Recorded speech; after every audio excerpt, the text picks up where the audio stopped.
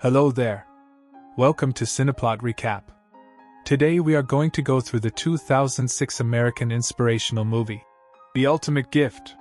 The story opens with somber formality. The Stevens family, dressed in black, gathers for the funeral of Red Stevens, a powerful oil baron whose empire was built on ambition, grit, and money.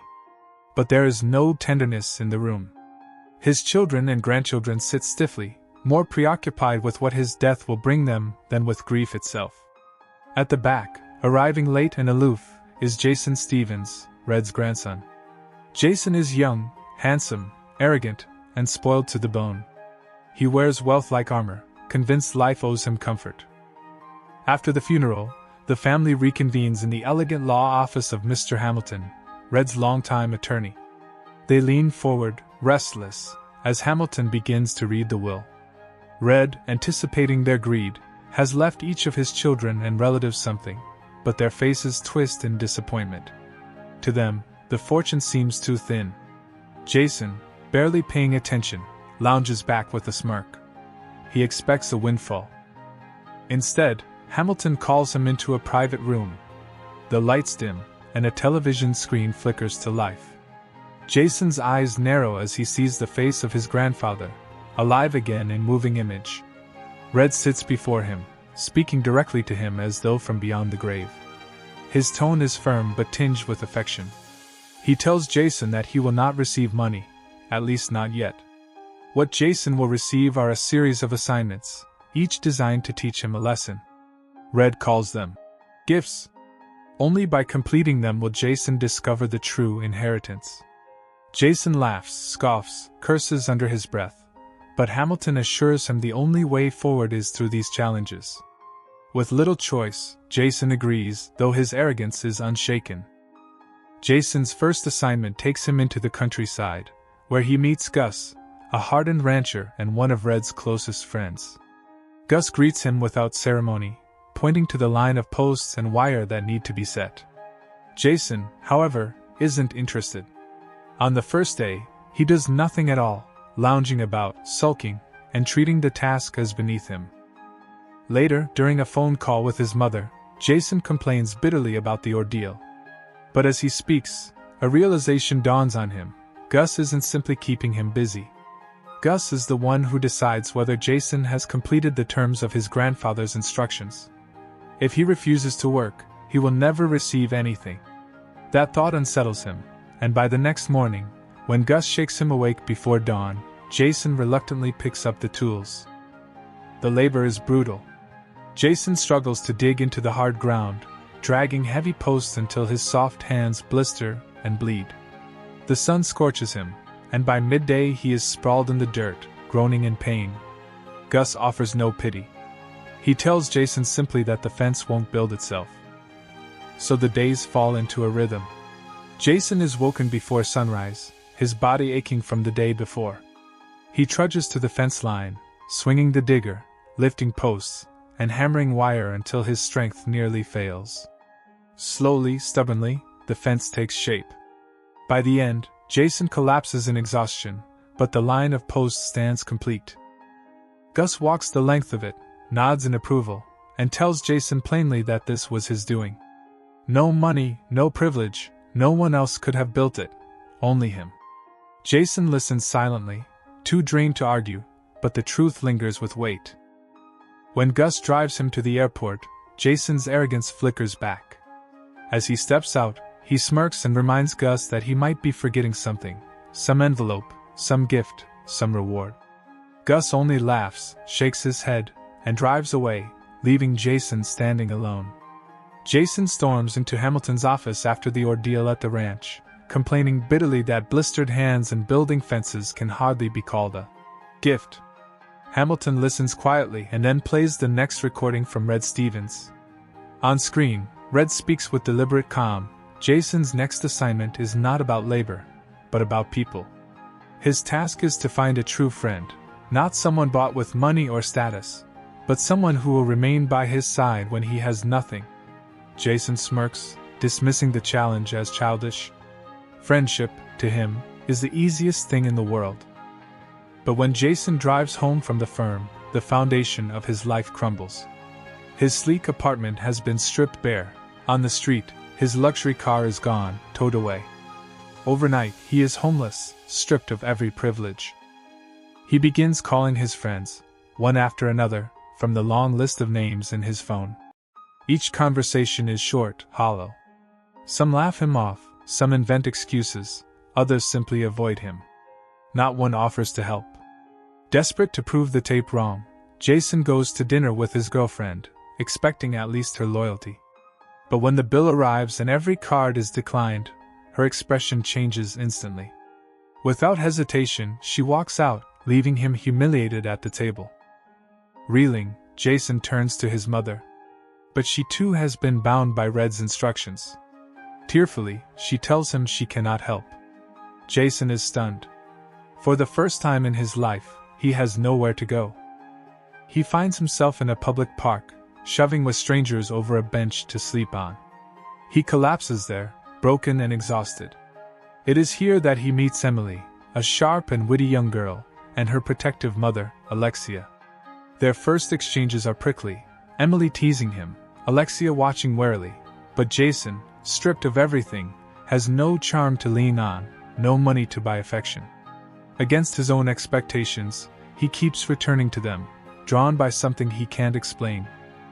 Over the days that follow, Emily challenges him, poking fun at his arrogance, while Alexia remains cautious yet curious. Jason discovers, slowly, that he enjoys their company. They speak to him plainly, without care for who he is or what he once had. For the first time, Jason begins to taste what it means to be accepted not for his wealth, but for himself. On the final day of this assignment, Jason convinces Emily to accompany him to Hamilton's office. Standing before the lawyer, awkward and uncertain, he explains that Emily is his friend, even though he has nothing to offer her, no promises to make.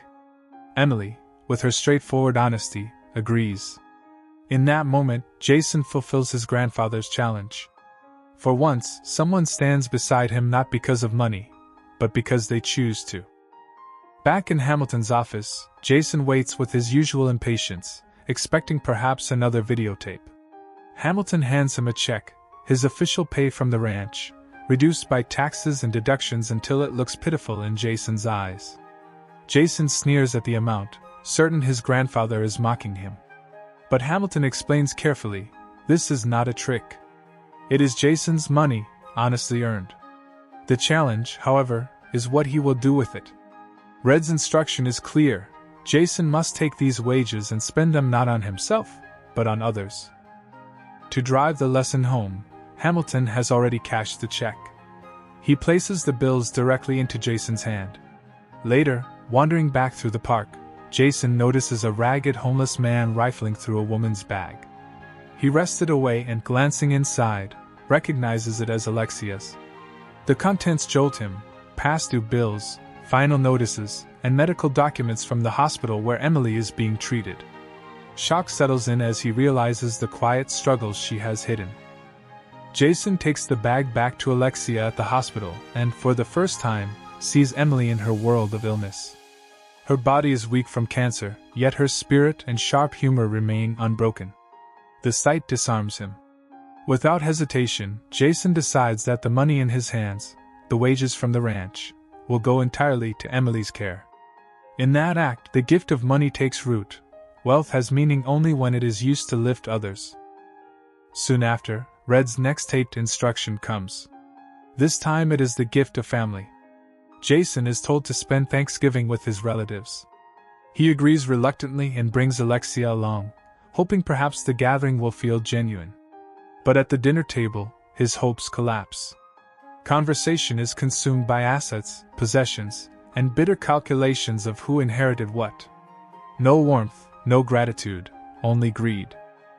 When one of the children snatches Jason's small player, the device carrying Red's recorded lessons, curiosity sweeps the room. They press play. Red's voice echoes, speaking of the gifts. At once, suspicion boils over. The family assumes Jason is the secret heir to the rest of the fortune. Their questions turn sharp, their eyes narrow with envy. Humiliated and disillusioned, Jason slams the device shut and storms out of the house, disgusted with the very people who should embody family. That night he arrives at Mr. Hamilton's home, seeking refuge. The lawyer, quiet and steady, receives him not as a client but as a human being in pain. In the stillness of his house, Hamilton tells Jason about his own late wife, the woman he loved deeply and still mourns. His story shows Jason that family is not measured in money or inheritance, but in loyalty, love, and sacrifice. With that wisdom settling over him, Hamilton places Jason's next challenge in his hands. In Hamilton's office, Jason receives his next assignment through another of Red's recordings. This time, his grandfather speaks of the gift of learning. True education, Red explains, is not about memorizing facts, but about discovering truth, about learning lessons that shape a man's character forever. Jason listens silently, and soon he is on a plane to Ecuador, the place where his father had once spent his final days. There, Jason is introduced to a small, humble library project. The building is modest, its shelves holding only a handful of worn books.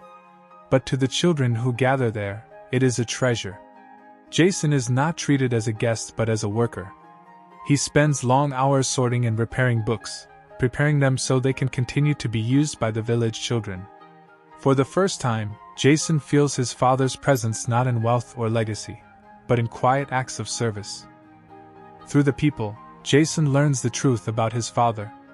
Years earlier, against Red's wishes, his father had flown into a remote valley to help build this very library. It was on such a flight that his plane went down.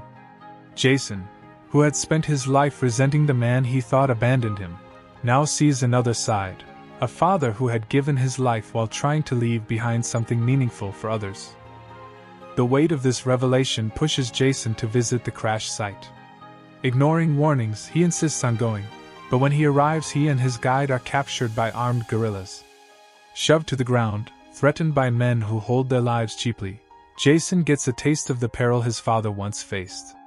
In the chaos of their captivity, Jason manages to slip away, but as he runs, he hears his companion's cries. For a moment he could flee alone to safety, but something inside him shifts. He turns back. Refusing to abandon the man who came with him, Jason helps him escape. Together, battered by fear but alive, they manage to slip away into the cover of the landscape until they finally make it back to safety. But inwardly he carries something much heavier, the truth of who his father was, and the lesson that some things, loyalty, sacrifice, love, are worth far more than self-preservation.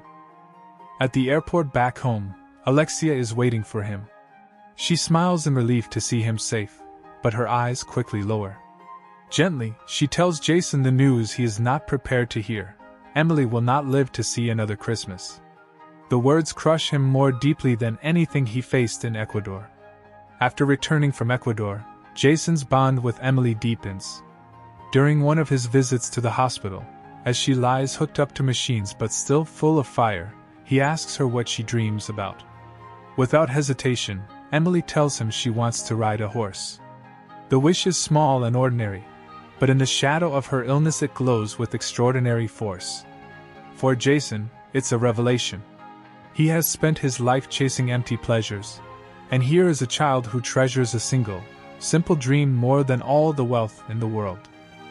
Not long after, Jason arranges for Emily and Alexia to accompany him to Gus's ranch, flying there aboard his grandfather's private plane.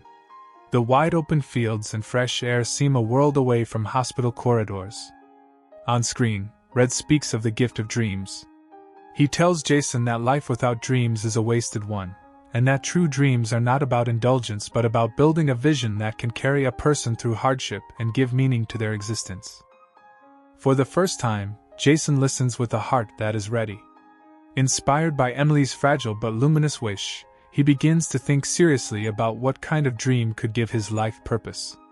The ranch's quiet gives him space to reflect, and slowly, the idea forms. He wants to create a place where children like Emily can receive care, comfort, and hope. Not just treatment, but a chance to live their own dreams, no matter how much time they have. Determined, Jason brings this vision to Hamilton.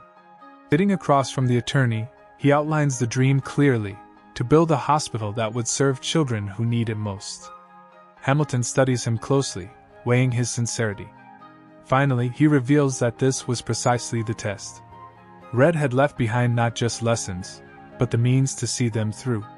Jason is granted control of $100 million to pursue his dream. For the first time, Jason sees himself not as a spoiled heir waiting for money to fall into his lap, but as a man entrusted with a mission. The gift of dreams has shifted him completely. What began with Emily's simple longing to ride a horse has grown into a vision of hope for countless children.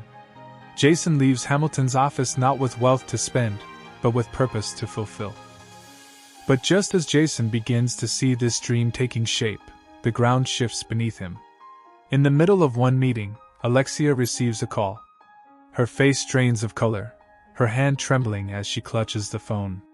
Without a word, she bolts from the room. Jason follows, his chest tightening. They rush to the hospital, but it is too late. Emily, the girl who taught Jason more about courage, laughter, and hope than anyone else ever had, has slipped away. The news crushes Jason. In the sterile hospital halls, his dream suddenly feels both more urgent and more hollow. The child who inspired it will never see it completed. Standing beside Alexia, who sobs for her daughter, Jason feels grief like he never has before. Emily's absence is unbearable, yet her presence lingers in every corner of his heart. Emily's death leaves Jason hollowed, yet at the same time reshaped. The girl who once teased him with sharp wit and disarming honesty has become the heart of his transformation. Her absence is unbearable, but her influence drives him forward. The hospital is no longer just a project inspired by her wish. It is now her legacy, the vessel through which her courage will live on. Jason returns to Mr. Hamilton's office for what feels like the final reckoning. On screen, Jason's grandfather speaks without harshness, only love. He explains that the journey was never about punishment, but about preparation. The fortune itself was never the real inheritance. The true, ultimate gift was the man Jason would become through the lessons, work, friendship, giving, family, learning, and dreams. Red smiles knowingly, as if he can already see the change in his grandson. When the recording ends, Hamilton reveals the truth: the estate, the immense fortune, all of it now belongs to Jason. But Jason no longer sees it as personal wealth. To him, it is a responsibility, the means to carry forward Emily's memory and build the hospital that will give countless children hope. That evening, Jason finds himself back where the turning point of his life began, the park bench. The same bench where he once slept as a homeless, lost young man now becomes the place where his new life truly begins. Alexia joins him, the woman who has stood beside him through loss and change. Under the soft glow of the evening, words aren't needed. They share a kiss, not one born of fleeting passion, but of deep trust and quiet hope. The story closes not with Jason inheriting wealth, but with him inheriting love, purpose, and a future worth living. The Ultimate Gift, 2006, is a drama film based on the novel by Jim Stovall. It is the story of Jason Stevens, a spoiled heir who expected money but instead received lessons that changed his life. Through work, friendship, giving, family, dreams, and love, he was stripped of his arrogance and reshaped into someone who finally understood what mattered. Emily's courage gave him vision, Alexia's strength gave him companionship, and Red's lessons gave him purpose. The last image of Jason and Alexia on the park bench shows that the true inheritance was never wealth, but love, gratitude, and a life built to help others. Thanks for tuning in to Cineplot Recap. If you enjoyed this breakdown, please hit like, subscribe, and tap the notification bell so you don't miss future recaps. We'd love to hear your thoughts, so drop a comment below with your take on the film or any suggestions for what's next. Until then, see you on the next video.